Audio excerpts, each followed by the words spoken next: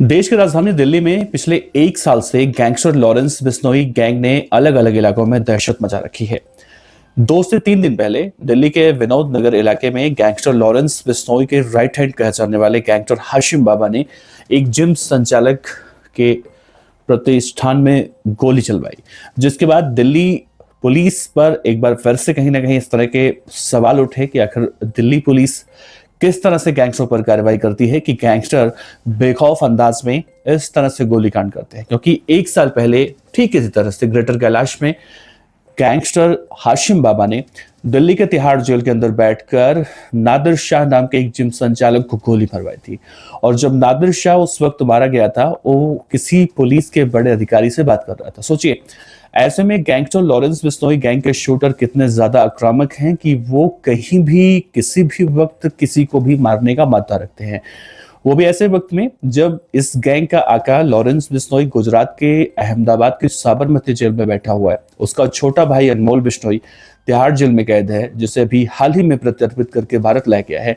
और तीसरा गैंगस्टर हाशिम बाबा जो दिल्ली के तिहाड़ जेल में ही कैद है, उसकी पत्नी जोया भी अभी हाल फिलहाल में गिरफ्तार हुई है, उसे भी दिल्ली के तिहाड़ जेल में रखा गया है।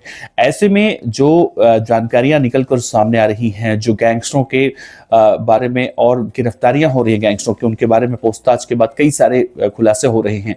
उसके हिसाब से कहा जा रहा है कि दिल्ली में इस वक्त गैंगस्टर हाशिम बाबा जो इतनी तेजी से अपने पैर पसार रहा है, तो दूसरा लॉरेंस बिश्नोई बनने की कगार पर है। साथ ही लॉरेंस बिश्नोई गैंग से जुड़ी हुई और बहुत सारी जानकारियां अब निकलकर सामने आ रही हैं, जो आने वाले समय में दिल्ली के अंदर अगर इन्हें कंट्रोल नहीं किया गया तो ये किसी बड़ी समस्या या फिर किसी बड़े कांड को अंजाम दे सकते हैं। इस बात की आशंका से भी इनकार नहीं किया जा सकता। गैंगस्टर हाशिम बाबा कौन है, लॉरेंस बिश्नोई कैसे उसे अपने गैंग में शामिल करके तिहाड़ जेल में बैठाकर उससे इस तरह की आपराधिक वारदातें लगातार करवा रहा है, नादिर शाह कौन था, और लॉरेंस बिश्नोई का छोटा भाई जो इस वक्त तिहाड़ जेल में कैद है, वहां से उसकी पेशी होती है वीडियो कॉन्फ्रेंसिंग के जरिए। इन सारी कड़ियों को अब दिल्ली पुलिस कड़ी से कड़ी जोड़कर समझने की कोशिश कर रही है कि आखिर इनके गैंग के शूटर कैसे बेखौफ अंदाज में इस तरह से फायरिंग करते हैं, और इन्हें आखिर जब आदेश मिलता है तो किस तरह से आदेश मिलता है। क्योंकि तिहाड़ जेल प्रशासन हर बार ये दावा करता है कि जेल के अंदर से मोबाइल फोन का इस्तेमाल करना पूरी तरह से प्रतिबंधित है, और उतना ही किसी तरह से वहां पर कोई चोरी छिपे भी इस तरह की हरकतों को अंजाम नहीं दे सकता। लेकिन इसके बावजूद भी तमाम ऐसी आपराधिक गतिविधियां होती हैं जिसका संबंध या जिसके तार सीधे सीधे तिहाड़ जेल से जुड़ते हैं, और ऐसे बहुत सारे कांड निकलकर सामने आते हैं। समझने की कोशिश करेंगे। नमस्कार, मेरा नाम है देवनाथ पांडे और आप देख रहे हैं VTF न्यूज। लॉरेंस बिश्नोई का राइट हैंड कहा जाने वाला गैंगस्टर हाशिम बाबा नवंबर 2020 से जेल में है। लॉरेंस बिश्नोई भी, जैसा मैंने जिक्र किया, सलाखों के पीछे है। फिर भी देश की राजधानी दिल्ली को ताबड़तोड़ फायरिंग से कौन दहला रहा है। दावा किया जा रहा है कि वेस्ट विनोद नगर और पश्चिम बिहार में फायरिंग लॉरेंस हाशिम बाबा सिंडिकेट ने करवाई है। लेकिन कैसे जेल में बैठे गैंगस्टर कैसे नए नए शूटर्स को रिक्रूट करते हैं और बहुत सारे कांड को अंजाम देते हैं। दरअसल 2020 में हाशिम बाबा जेल गया, लेकिन उसका गैंग अभी भी खुलेआम कत्लेआम करता है, एक्सटॉर्शन करता है और अपने दबदबे के लिए फायरिंग लगातार करवाता है। जब वो तिहाड़ जेल में बंद था तो लॉरेंस बिश्नोई से उसका गठजोड़ हुआ और इससे वो और भी ज्यादा मजबूत हो गया और खुलेआम वारदातों को अंजाम देने लगा। जुलाई 2024 में जीटीबी अस्पताल में एक मरीज रियाजुद्दीन को गलत पहचान की वजह से मार दिया जाता है। सितंबर 2024 में ग्रेटर कैलाश में नादिर शाह की हत्या। 31 अक्टूबर 2024 को फर्श बाजार में आकाश शर्मा और छोटू और उसके नाबालिग भतीजे को मारा जाता है। 7 दिसंबर 2024 को बर्तन कारोबारी सुनील जैन की हत्या। इन सब में पुलिस ने दावा किया कि शास्त्री पार्क के चिप कतरे वसीम की हत्या की साजिश तो जीटीबी अस्पताल में रियाजुद्दीन मारा गया था उसके एंकल में। नादिर की हत्या सीधे साबरमती जेल में बंद लॉरेंस बिश्नोई के इशारे पर की गई। हाशिम बाबा और विदेश में बैठे हरियाणा के गैंगस्टर रणदीप मलिक ने शूटर और लॉजिस्टिक इसमें प्रोवाइड किए थे। आकाश और उसके भतीजे की हत्या में भी विदेश भाग चुके राशिद केबलवाला का नाम सामने आया। इस डबल मर्डर का बदला लेने के लिए बुकी आकाश का दोस्त बताने वाले सचिन उर्फ गोलू ने गलत पहचान में बर्तन कारोबारी की हत्या की थी, जो हाशिम बाबा का गुर्गा है, और उसके बाद वो विदेश भाग गया। करीब 5 महीने के दौरान दौरान देश की राजधानी दिल्ली में हुए 5 सनसनीखेज कत्ल से दिल्ली पुलिस की काफी किरकिरी हुई। सोशल मीडिया या फिर अलग अलग जगहों पर हाशिम बाबा गैंग के शूटर इस तरह से जिम्मेदारी लेते रहे। हालांकि इन सब के बाद जब आरोपी पकड़े गए तो लगा कि गैंग कमजोर पड़ेगा और शांति भी देखने को मिली, लेकिन दिल्ली में फिर से हलचल बढ़ चुकी है। गोलू एक्टिव हो चुका है, जो विदेश में है, जिसने 2 नवंबर 2025 को फर्श बाजार इलाके के बुकी के घर के बाहर 9 नवंबर को जीटीबी एन्क्लेव एरिया के क्लब पर एक्सटॉर्शन की डिमांड करते हुए फायरिंग करवाई थी। दिल्ली पुलिस ने इस मामले में 3 नाबालिग समेत 9 से ज्यादा बदमाशों को पकड़ा है।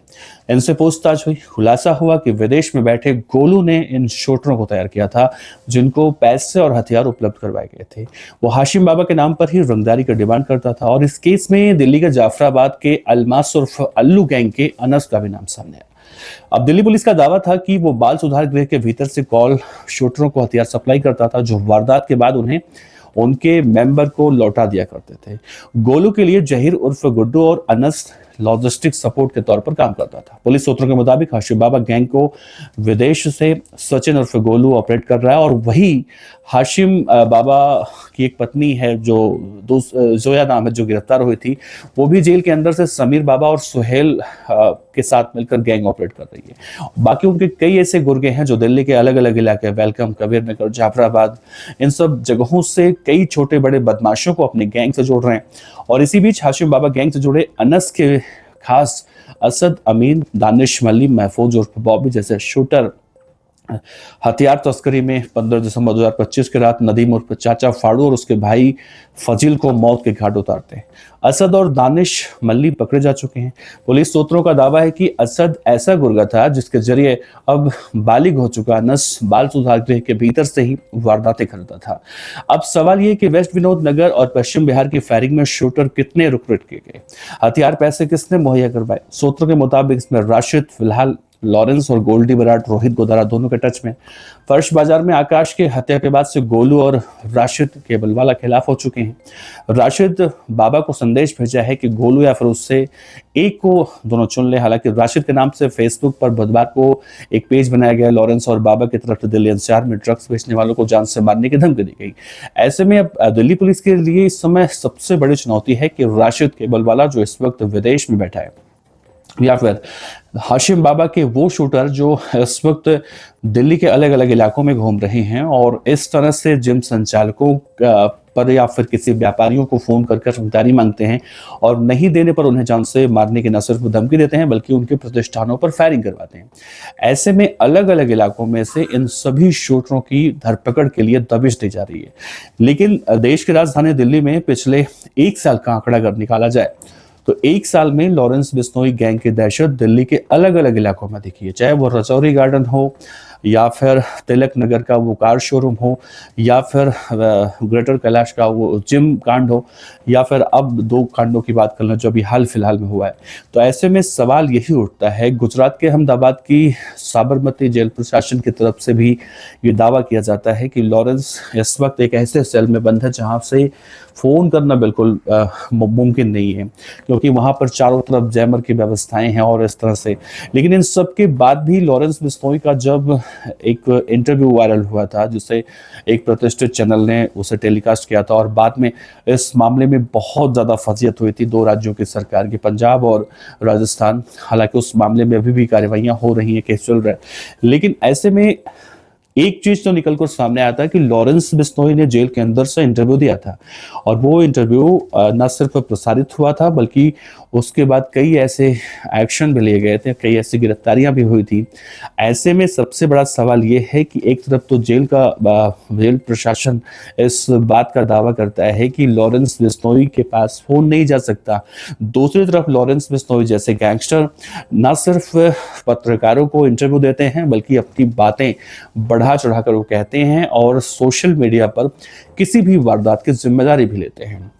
जो दिल्ली में गैंगस्टर हाशिम बाबा बेशक तिहाड़ जेल में बंद हो, लेकिन उसके नाम से इस तरह की जिम्मेदारी वाले पोस्ट अब लगातार सामने आ रहे हैं और ऐसे में हाशिम बाबा हो या फिर बॉबी कबूतर हो, समीर बाबा हो या फिर उसकी बेगम जोया हो, जितने भी आरोपी ऐसे हैं जिन पर दिल्ली पुलिस ने पहले ही कार्रवाइयां कर रखी हैं। तो सवाल यही उठ रहा है कि आखिर जो युवा हैं उनको ब्रेन वॉश करके, खासतौर से उत्तर पूर्वी दिल्ली के जो युवा हैं जिन्हें कम उम्र के नाबालिग लड़के कहा जाता है, उन्हें आखिर उनका ब्रेन वॉश करके गैंग में कौन शामिल कर रहा है और उनका इस्तेमाल करके आखिर उन्हें इस तरह से क्यों छोड़ दिया कर रहा है। सबसे बड़ी ये कहीं ना कहीं पुलिस के लिए चुनौती है इसे पकड़ने की। दूसरा ये, आपको याद होगा मुंबई में जब बाबा सिद्दीकी मारे गए थे, बाबा सिद्दीकी की हत्या के बाद कुछ शूटर ऐसे थे, उनमें से एक समीर नाम का शूटर था। समीर ने बाद में लॉरेंस बिश्नोई के खिलाफ बगावत कर दी थी और सोशल मीडिया पर आकर उसने लॉरेंस बिश्नोई को कई सारी ऐसी बातें कही थी। और दरअसल चाहे बाबा सिद्दीकी हो या फिर सुखदेव सिंह गोगामेडी हो, इन दोनों की हत्याओं के बाद एक जानकारी निकलकर सामने आई थी कि ये गैंगस्टर सोशल मीडिया के जरिए युवाओं को बरगलाते हैं और उन्हें अपनी गैंग में शामिल करते हैं, और शामिल करने के बाद उनसे जब वारदातें करवाते हैं उसके बाद उनका साथ छोड़ देते हैं। ऐसे में जो गैंगस्टर पकड़े जाते हैं या तो वो जेल में जाते हैं या फिर वो एनकाउंटर में मारे जाते हैं। गैंग की तरफ से जो बड़े बड़े दावे किए जाते हैं उसका जमीनी स्तर पर देखा जाए तो कोई निष्कर्ष गैंगस्टर द्वारा नहीं निकलता है। ऐसे में बड़े बड़े सपने दिखाकर गैंगस्टर इन्हें भ्रमित करके या फिर इनका ब्रेन वॉश करके इन्हें अपनी गैंग में शामिल करते हैं और इस तरह से इनसे वारदातें करवाते हैं। क्योंकि ये नाबालिग होते हैं और नाबालिग होने के बाद अगर ये पकड़े भी जाते हैं तो ये कुछ दिन तक यानी बाल सुधार गृह में रहते हैं और फिर वहां से इन्हें जमानत मिल जाती है, बाहर आ जाते हैं। तो ऐसे में ये प्लस पॉइंट गैंगस्टरों के लिए सबसे बड़ा, और इसका वो हथियार के रूप में इस्तेमाल कर रहे हैं। फिलहाल दिल्ली पुलिस हाशिम बाबा के गैंग को तोड़ने की कोशिशें अभी कर रही है और दिल्ली में जिस तरह से अभी जगह जगह फायरिंग की घटनाएं सामने आ रही हैं उसे रोकने की भी कोशिश कर रही है। फिलहाल देखना होगा आगे इस पूरे मामले में क्या कुछ नया निकलता है।